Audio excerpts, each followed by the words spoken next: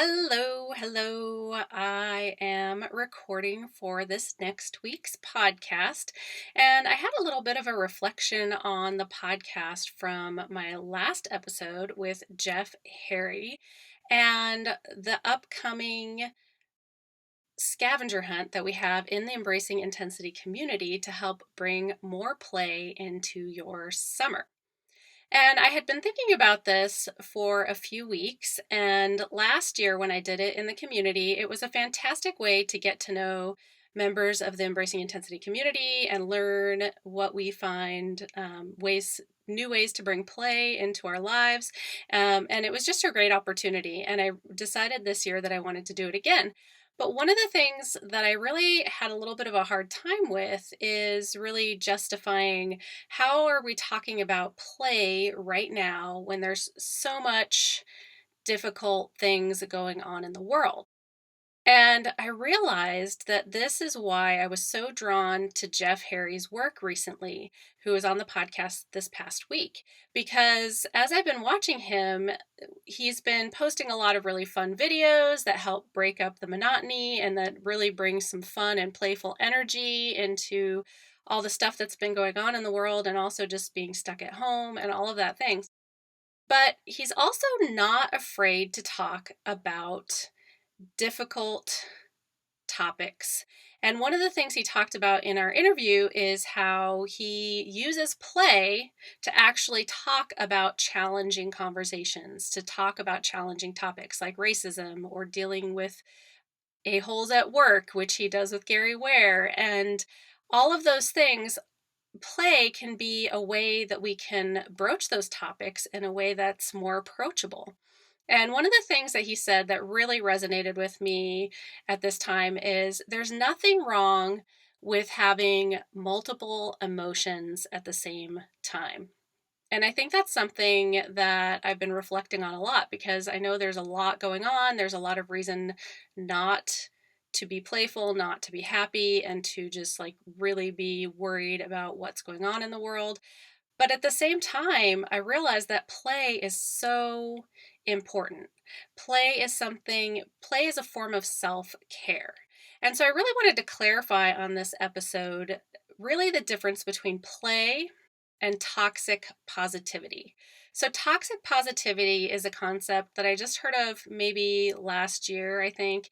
And it's something I actually had been talking about for a couple of years. I actually wrote a post called F positive thinking, and it was actually a featured post on the Elephant Journal, and it really resonated at that time as well. And what it was talking about that concept, and I just heard really the word toxic positivity the past year or so.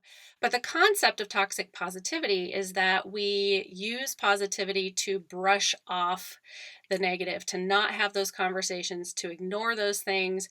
There's in the spiritual community, they talk about spiritual bypassing. So just focusing on the positive, never facing any of the negative stuff. And for my part, toxic positivity is not something obviously that I believe in. I think that we need to be talking about difficult things, having difficult conversations. But that doesn't mean that we can't take time for play and be playful about things. So I think last week or maybe the week before, I shared something on my website and I got some feedback from someone who was kind of triggered by some of the positive spin on my website. And they felt like I was dismissing the real challenges of someone with ADHD or other sensory issues, being intense, excitable, all of that stuff.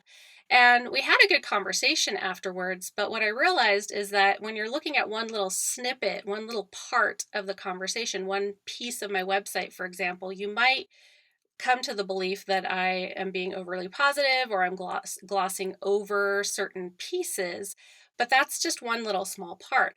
I am the first person, one of my biggest pet peeves is when people dismiss other people's experiences. So I am not one to dismiss those experiences. I believe everybody's experiences have validity and need to be heard. But the positive spin I realized is because I really am a born optimist and I use humor as a coping skill. So humor is one of my coping mechanisms. And so I try to have conversations about things in a way that is light and fun oftentimes. But it doesn't mean that I don't want to have those difficult conversations. In fact, on my interviews, one of the things that I've purposefully done is to set up the interview in such a way that people can share at whatever their comfort level is. And so sometimes I've had people that I barely know who've shared really deep emotional things, and they felt good about it because they didn't feel pressured to do so. So I leave my questions fairly open ended. So sometimes I get surface answers, but a lot of times I get really deep, thoughtful answers. And that's part of the nature of my interview format, is that I'm able to let people share at their comfort level, and then they don't feel like they're forced to share things that are more personal than they're comfortable sharing. So that's always been a big piece of my philosophy. So, when it comes to the toxic positivity, I think where we have to be careful is when we're trying to push things aside, suppress things, ignore things, act like they're not happening. That is toxic positivity. But play is a form of self care. And we can actually address difficult things and difficult topics using play. And we can also use play to help with our own self care and our own keeping the energy there so that we can go out and do the work to make things better. And so I think that play is really, really important. And it's one of the things that Marshall Rosenberg, who's the founder of Nonviolent Communication, he always says, don't do anything that isn't play. And while I don't fully agree with that, because I think there are things that we have to do that are not necessarily playful, the point is that we should want to do things because it makes our lives better or it makes someone else's life better. And so the motivation for what we do should be positive. And so I do agree with that part of it.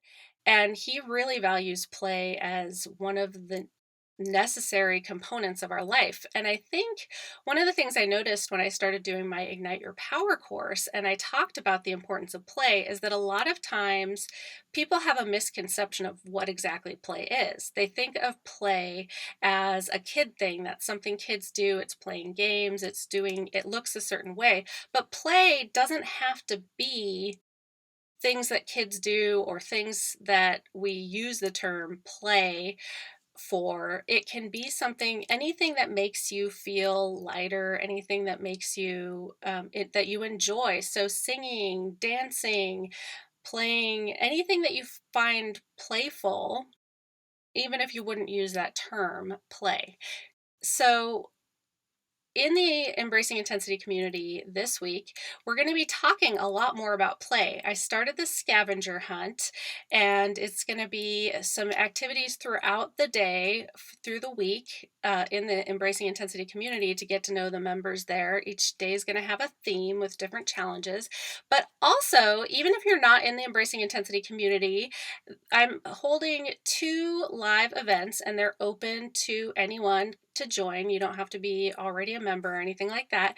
And that is tomorrow night. We are going to be doing a live sing along with my dad via Zoom. And so I will put links in the comments here.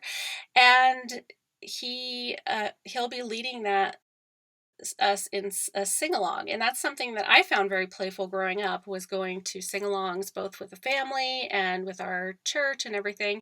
And that was something that I really always enjoyed, so I just decided to see if he would be willing, and he was.